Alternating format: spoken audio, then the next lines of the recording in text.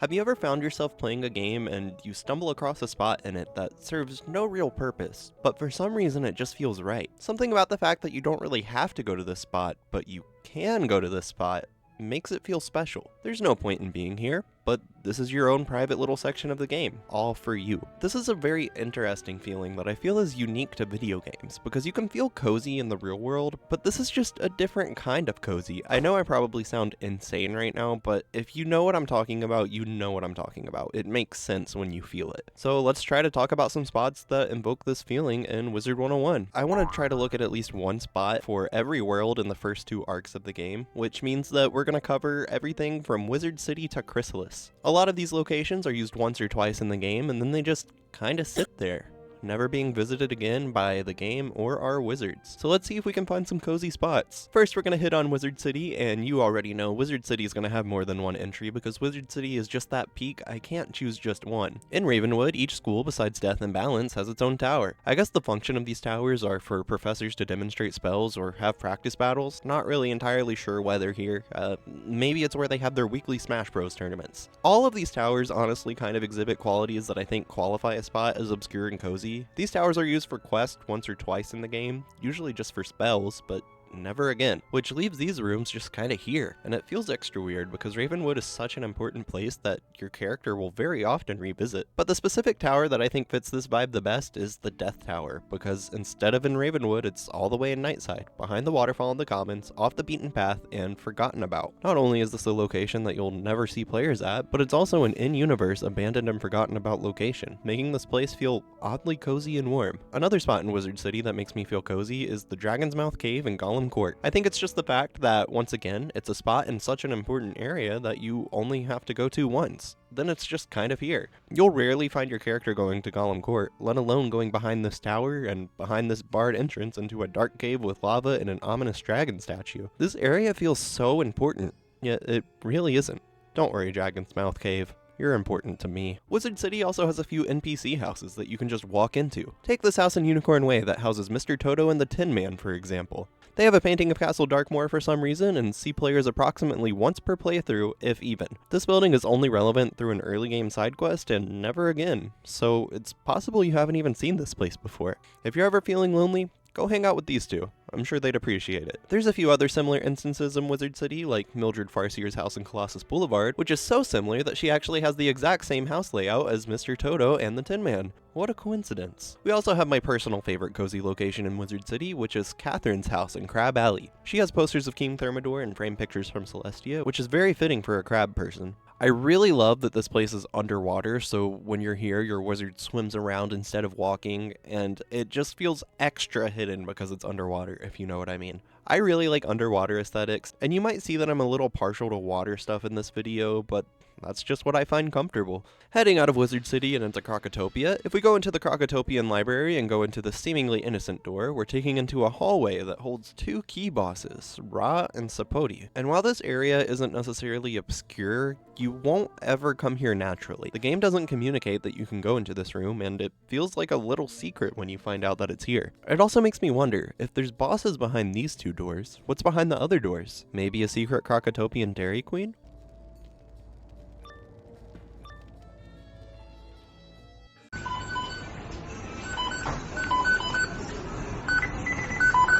Oh, I also want to shout out the secret shop in Krokotopia as well. You can only get here when these obelisk lights reach the top, but for some reason it doesn't feel as cozy as the other spots to me. I think it's because people know this shop is secret, so they like to come here. And there's also a badge given for shopping here, which just kind of incentivizes the player to come here. So I'm not really going to count this as an official spot on the list, but I wanted to give it an honorable mention. Next up in Marleybone, we have the root beer bar known as Airedale's Hideaway. Going down this flight of stairs takes you to a cozy little speakeasy where you can get all your root beer needs fulfilled and train some rather useless minion spells. Honestly, I think the uselessness of the minion spells makes this place feel even cozier because nobody's coming in here to get these spells. I'm probably the first person the spell trainer has seen in years. Also, you're never told to go here. There's no reason to go in here. The only way you can find this area is by your own exploration, which makes it feel all the more secret. Anyone want some root beer? Another spot in Marleybone that I'm not going to pronounce right is Stila Itzamna, which is a precursor area to Azteca.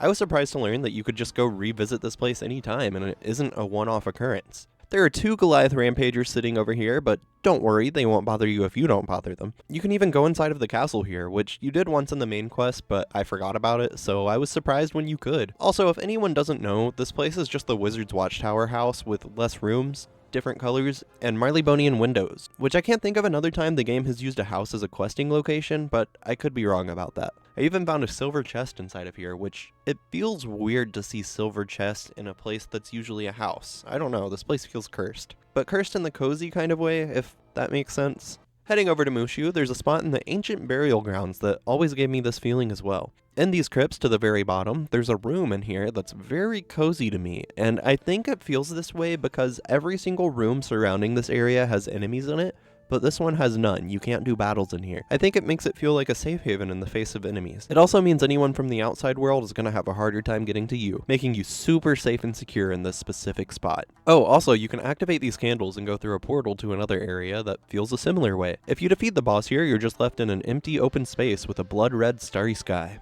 I love it. In Dragonspire, we can travel to the Dragonspire Academy and find the old fire school classroom of Dragonspire. This one is very similar to the Death Tower in the sense that it's canonically abandoned in-game, so it feels very secret and personal. Also, not to mention, it's really cool to see a Dragonspire take on something familiar like a school of magic. It feels like something we know, but not exactly how we remember it. This would be a great spot to meet and have a secret meeting about evil things. You know, like if you're into that kind of thing. Speaking of seeing new takes on familiar things, I think the entire world of Wisteria could honestly fit into this video. Instead of just one school, we get to see Wisteria's take on every school, but I'll just pick one for the sake of this video, and of course, it has to be the School of Earth, which is Wisteria's version of life. I know this is the most important one in the story, and one of the most visited ones, but it's so fascinating to me how after you complete Wisteria, this gaping hole is just still there on the side of the school. You can walk in the hole and through this grassy tunnel, and there's just an empty battle circle room surrounded by nature. I love this spot so much, and there is truly no reason to ever come back here after you finish Wisteria, which is exactly why I like coming here. One other spot I love in Wisteria is the Pigswick Library. Up the stairs and walking along the rails, there's a cozy little spot with 2 chairs right here, and there is absolutely zero reason to ever go here either, so it's a perfect little cozy spot to hang out and remain unseen, except by this little pig reading over here. I wonder what he's reading. What's that? A book about how you should like and subscribe? How interesting. The next spot is in Grizzleheim, and it's the spot that actually inspired me to make this video. In the Northgard, if you go off the beaten path along the edges of this cliff, behind a waterfall, you can find a door, and behind that door is this, Nidavellir. Nidavellir is not exactly obscure, but some of it kind of is. Okay, so 2 of these dungeons in here are completely optional and only exist to make the middle dungeon easier when you have to do it. While I do feel like Nidavellir itself is a cozy location, I can do you one just a little bit better, which is the Helgrand Warren inside of Nidavellir. This dungeon has 4 different world environments in it: grassy, lava, cave, and sandy. I've been trying to avoid adding dungeons to this list because it's easier to feel cozy and isolated in instances that other players can't join. But this one feels different. Seeing as how it's completely optional in the first place, I feel extra isolated when I go to this dungeon. Not to mention the fact that you aren't given a quest when you enter. You just need to fight enemies and figure it out. Not even the usual quest guide you have is here to help you. I feel more isolated in this dungeon than I have in any other point in the game. This dungeon is cozy as heck, too. Especially the cave area. What can I say? I'm a storm wizard. The next area on the list is the District of the Stars in Celestia. Crossing this shark-infested road and going down this staircase will lead you to 2 shark huts. You can go inside them. There's no reason to, but you can. This is actually a spot I used to go to when I was younger. I have memories of just sitting and messaging my Wizard101 besties while hanging out in this shark hut. If we move to the left of the shark hut and go down this path, we can also find an even cozier spot. This little waterfall area is so cozy. It's honestly one of my favorites on this list. You'd think you could fish here, but you can't, which makes the area completely and totally useless. It's possible this area appears in a spell quest somewhere, or maybe even a side quest, but even then, it just kind of feels like a part of Celestia that's been forgotten. Moving over to Zafaria, we have the Zoo in Stone Town. I love this little area because it's closed off, has no enemies here, and is only visited a few times. I love all the little creature exhibits here. There's so many little creatures to look at, and they're all very cute and adorable. I really love these cute little ice cats, but I also have to mention the giant Firezilla they have over here. That thing looks so pissed off. It's gonna escape any minute. Aren't you worried? It's little areas like this that breathe life into the game. This area is a great hangout spot if you can ignore the fact that they tried to capture a human wizard to make part of their exhibit, but Don't worry, we saved that guy, and they're totally not going to try to make you part of the exhibit. Don't worry about that. In Avalon, we have the Center Tower in Lakeshore, a pristine library with a big floating stone in the center of the room that just has my name on it. Literally.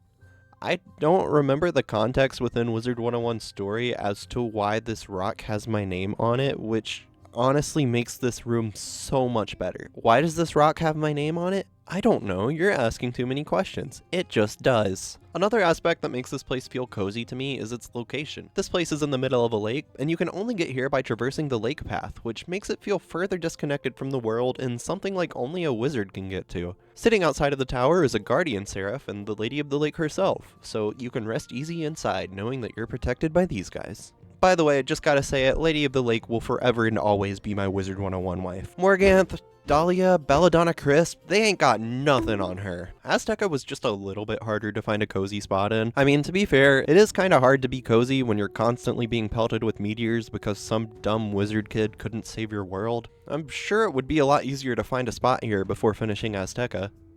Before the meteors. Before the pain. But I'm not doing all that. There is one place in Azteca that is safe from the meteors for now, and that is the pitch black lake. Sitting in this particular spot in the corner of the map brings a new type of cozy. You can't see the meteors crashing down above you, but you can hear them.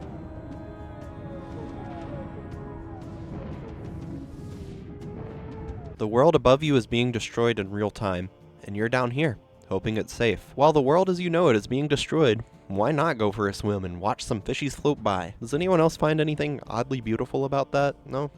Just me?